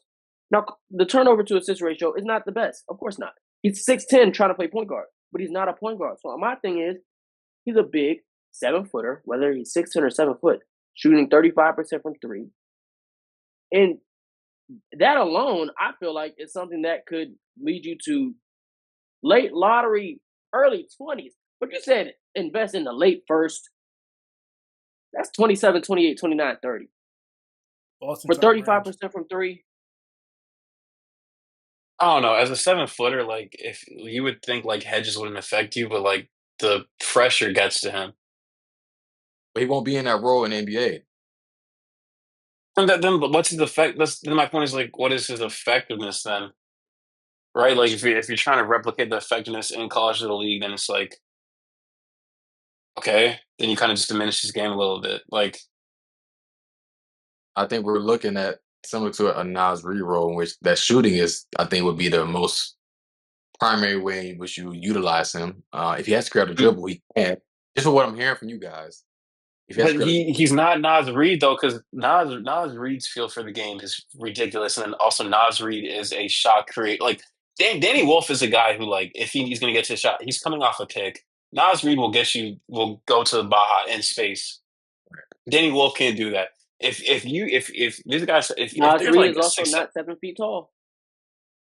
Cool. Danny Wolf, like, we'll see a 6'7" guy head to screen, and we'll throw that ball to the rafters. Like, what are we doing here? But he would not have the ball. I think. So then, what is his role in the league then? 7 foot stretch big with potential to develop as a creator, like we talked about earlier. He's not going to develop. So I like that. I don't know if Chicago's taking money over KJ. I will put money that he's not going to develop as the playmaker, like that he looked like he could be in college. Not playmaker. Shot creator for himself. Sure, shot creator. Not for others. That's not even his game, like, too. Okay. So JB, what are you doing? With creation upside. I agree. Danny Wolf is. I'll go with KJ. I agree. He's a reach at this spot, but I'm not mad at it. That's all. But I'll go KJ. All right, Who's next? and we're here at I'll third take a team. Danny be the pick here. Question mark. I'm looking at that. Where's Jace at? Who's the team here? Oh, Atlanta. Mm. We do think Trey could be on the move, so taking Jace here isn't crazy. Yes. I would take Jace here. What's that? A 5'11" combined height backcourt? He's shooting through this year like 40-something%. I think 43. I could be wrong. It's either 34 or 40. I think it's 43. It's 43. It's 43%. You know what? Let me just double check this real quick. How many times are we gonna draft a point guard in the team? Not a point guard. Not a point guard. Oh, he's He's not a combo guard. He's not 5'11". He's 6 foot, man. He's 6 foot, barefoot. Playing next to You put the shoes on. What is that? 6'1"? Yeah, but he's not a point guard, JB. Yeah, 41% from three, 50 from the field. It's acrobatic, excellent finisher in traffic. He's an efficient shot maker from like every single level. He's also good off the ball. Good cutting, good in spacing off of other stars. He's turnover avoidant. Also like crafty. Like he's a funky shot creator. Like will utilize a ton of step throughs, like pump fakes. Really, really good intermediate touch. Like the flow game is there. And then there's also flashes of like great off ball defense. Underrated at his position as like a help side shot blocker and a gap defender. Again, I think like the thing for him is the horizontal athleticism isn't there. Like doesn't really have the burst to create separation consistently. Sometimes in the paint, like he'll just live on consistent shots. At Michigan State, he was able to do that at a high level, but in the league, with the shot blockers there, it may not be as possible. And then also like the passing is a little spotty at times. But I think like coming in the league, he can offer to be a good complementary like off ball scorer. And then also like a good off ball helper defensively. But yeah, that's my argument for Chase. I think it's you take him here, especially with the identity they're building with defensively. Like they already brought in, you already have like an elite on ball defender, a point of attack defender in Dyson. So I think Jason can find a way to complement him off ball. Yeah, I'm not placing my vote for Jace Richardson just because, yes, 40% from the field, great. Not 40% from three is great, but off the ball, 5'11" shooting guards, we just haven't really seen much in the NBA. Don't like that. I don't either. It was very disappointing when his height came out because he was already undersized as an off the ball guy at 6'2", which was the hoped height. But now we're learning that colleges list players 2 inches taller than what they actually are. For Atlanta, I'm looking for a shooter that I would like to put next to, of course, Risa Shea, Jalen Johnson, who I believe has the potential to develop into one of, if not the best player, but a 1B next to Trae Young. So names that I'm just going to throw out. Liam McNeely. How we feeling? Hot or cold? I was going to ask you if it felt too early to pick him. Only reason it's early is because he didn't shoot it great, but I think he's probably one of the better shooters left on the board because I do think the shooting is there. Okay. And I think defensively the Hawks have the pieces, but if they had a better point guard defensively, I feel like this would be the correct pick immediately. But right now, McNeely just gives you more size. Not much of a defender, but you do have Risa Shea as your point of attack guy. Jalen Johnson is another guy who can positively contribute defensively. Capella, I'm assuming, is gone. So you got Big O, man in the defense. And so I'm going to go with McNeely here. JB Bryan, if y'all got something different. I just hope it's not Chase Richardson. Sorry. Well, I'm going to throw Liam I'm gonna throw my name in the hat for Liam as well because I do like the shooting, and that's why I was trying. I wasn't sure if y'all were gonna say that you felt like that was too early, just because he didn't shoot as well as I thought he did um, during the season. Only other thoughts I think maybe Fleming or Newell if you want to have a big in the event that since Capella's a potential expiring contract, but yeah, Liam would be my first choice. But I can Oh also wait, see hold why up. Nate would say Oh, just there what you you go. said. Nick Clifford. I'm be honest. Nick Clifford, Liam No, McNeely. I Nick. was gonna say, I thought you were gonna say someone else. Oh, who? I thought you were gonna go back to. Never mind. No, I'm not even. Oh, No, no, Danny no, Wolf. no. No, I'm not going to Danny Wolf. See, that's what I I asked like when Big we O. first started because I thought that's what he was going, what he I'm might not say. going with Danny Wolf. Hey, that's not a bad option. 5 who If can we stretch the take floor Danny Wolf behind in the Big O. lottery, Because he's our behind Capella, so legitimacy he is can. cooked. We almost took him at 12. No, What's 13? But nah, Nick Clifford, Liam McNeely. I think I'm a lean Liam McNeely because I think he projects as a better shooter. But Nick Clifford didn't shoot it bad last year. I think he probably offers you more as a defender. So if anybody wants to go with Nick Clifford, I wouldn't be mad at that. But I'll place my vote for McNeely. I'm going for Nick Clifford, more defender, a little bit older. That's all I'm going with. And he probably would fit the timeline more if you're going to keep Trae Young. So that makes sense. Yeah, I don't like Jace at this spot. It's hard to find. Just for a two guard who is 6 feet tall in the NBA nowadays. But I'll let you take it away, Nate. you think Clifford isn't bad? Like I have him like right outside the lottery right now. Um,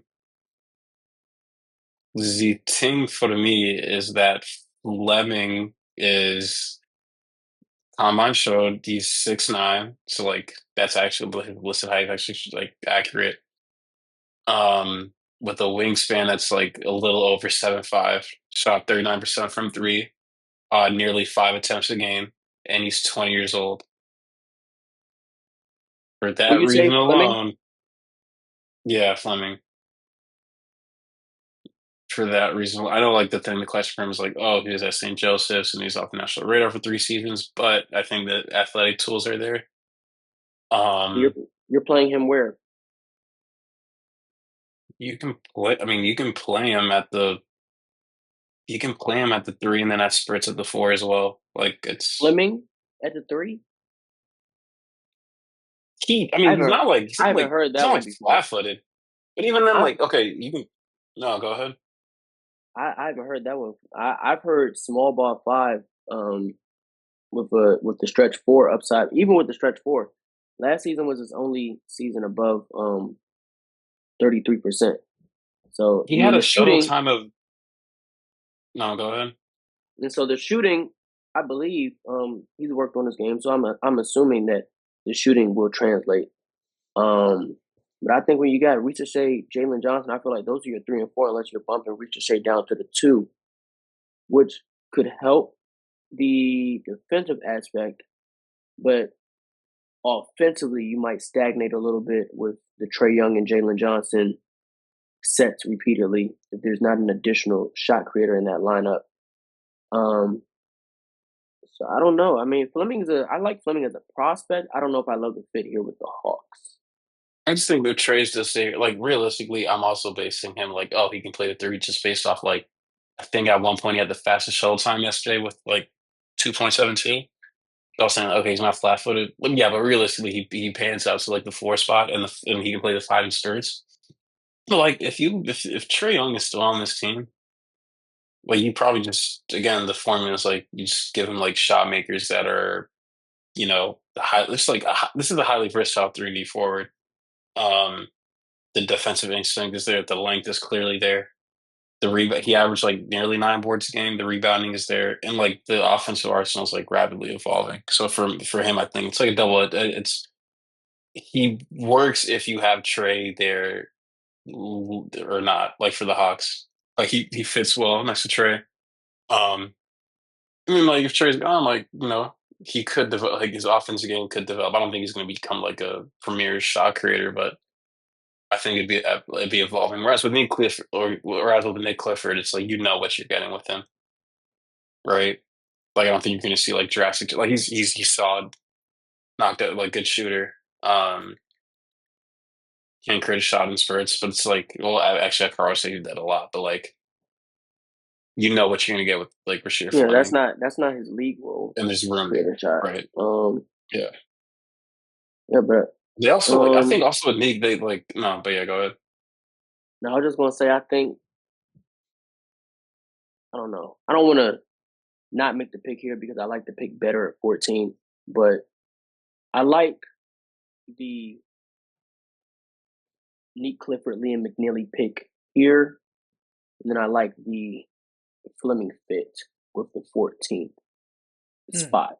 That makes sense. The team that's picking at 14.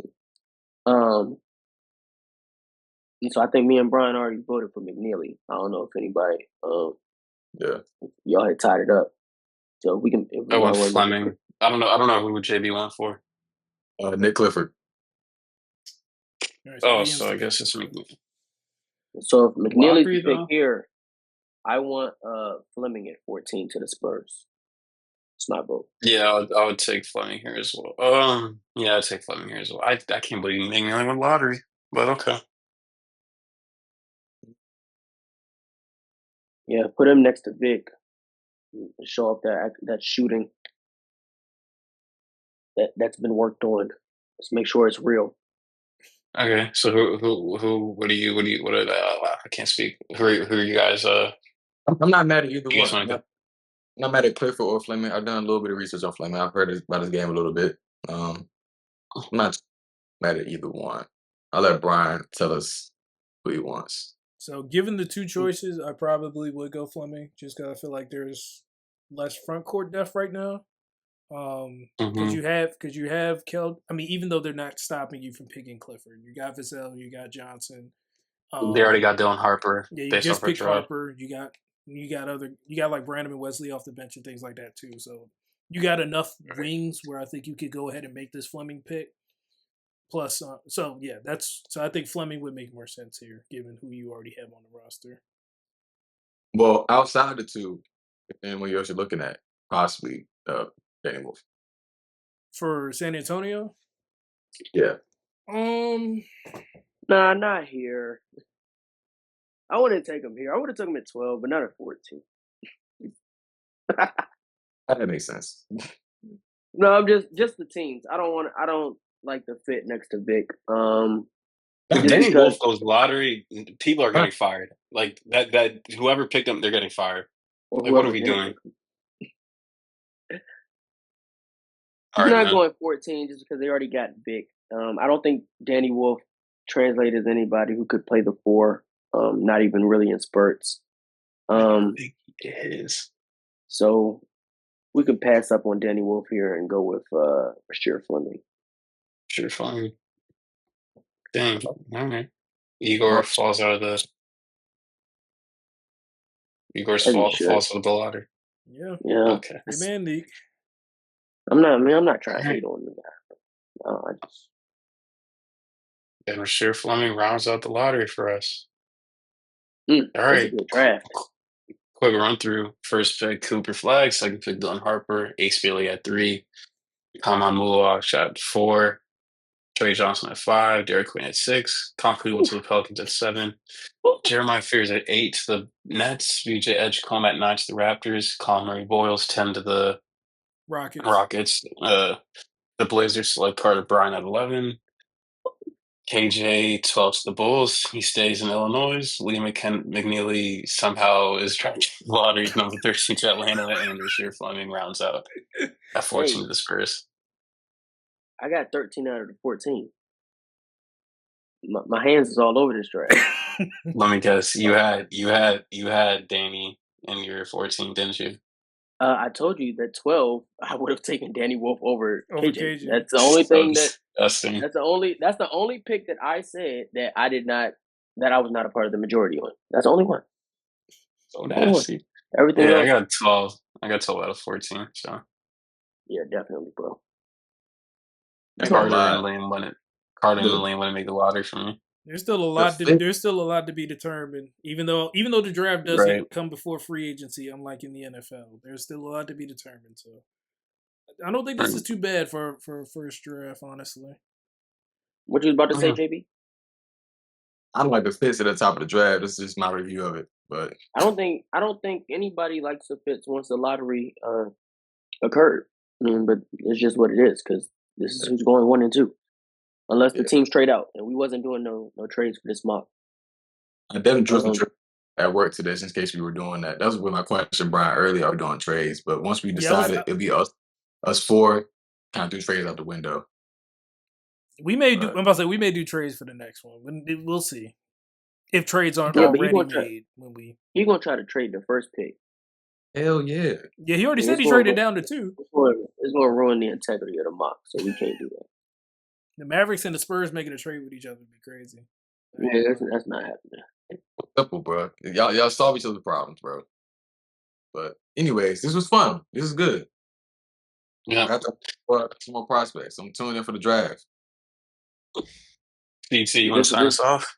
This was a learning session for everybody. I hope all our viewers learned something, learned about some prospects that even some of the panel was learning about. We appreciate you all watching. Be sure to stay tuned. Before I even sign us out, make sure you tell a friend, subscribe, share, like, comment, all those things. And be sure to stay tuned for the next play.